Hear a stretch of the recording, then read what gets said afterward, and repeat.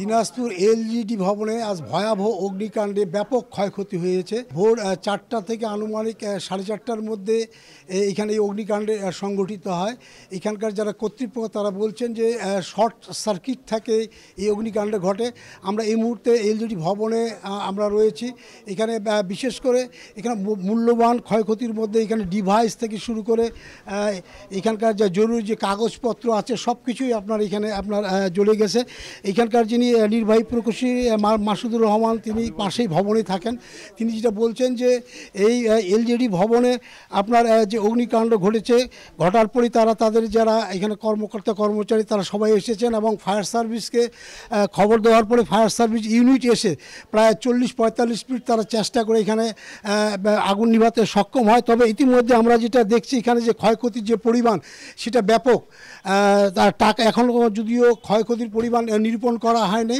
তারপর ওরা বলছেন যেহেতু ফায়ার সার্ভিসের এখানে ইউনিট এসে এখানে অগ্নিকাণ্ডে তারা এটা নিভাতে সক্ষম হয়েছেন। তারা যেটা বলছেন যে মূলত শর্ট সার্কিট থেকে এটা ঘটনা ঘটেছে এবং এই ঘটনার পরেই আগুনের লেলিহান শিখা প্রতিটি যে রুমে রুমে ছড়িয়ে পড়ে। আমরা দেখছি যে ক্ষয়ক্ষতি হয়েছে সেই ক্ষয়ক্ষতির নিরূপণের কথা তারা বলেছেন করবেন এবং পাশাপাশি এলজিডির কর্তৃপক্ষ তারা বলছেন যে এই অগ্নিকাণ্ডের ঘটনা কিভাবে ঘটেছে সেটা নিরূপণের জন্য তারা একটা তদন্ত কমিটি করবেন। এর মধ্যে দিনাজপুরের জেলা প্রশাসক রফিকুল ইসলাম সাহেব তিনিও এসেছেন।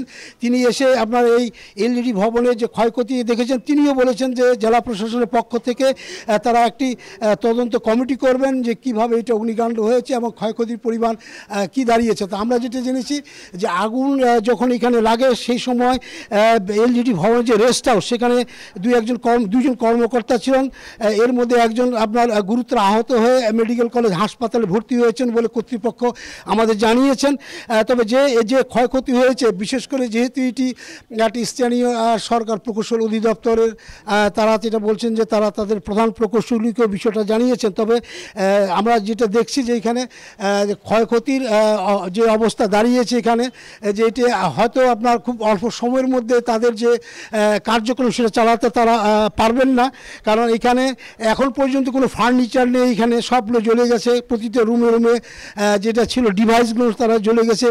পাশাপাশি যে মূল্যবান কাগজপত্র ছিল সেগুলো আমরা একটা অবশিষ্ট এখানে দেখছি না, সবই অগ্নিকাণ্ডে ভস্মীভূত হয়েছে।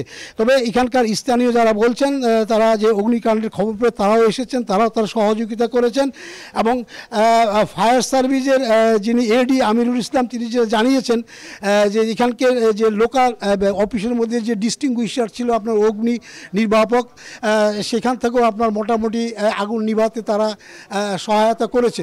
তবে এখন যে অবস্থা এখানে বিরাজ করছে সেই অবস্থার মধ্য দিয়ে যে আগামী 2-3 মাসও হয়তো এখানকার যে পরিস্থিতি ভবনের অগ্নিকাণ্ডের যে ক্ষয়ক্ষতি হয়েছে বিল্ডিংয়ের এটি কি সংস্কার করা খুব তাড়াতাড়ি সম্ভব হবে না। তবে তারা যেটা বলছেন যারা তাদের যে ঊর্ধ্বতন কর্তৃপক্ষ রয়েছেন ঢাকায় সেটা জানিয়েছেন তারা হয়তো তারা আসবেন, এটা পর্যবেক্ষণ করবেন, পরিদর্শন করবেন, তারপরে হয়তো তারা পদক্ষেপ গ্রহণ করবেন।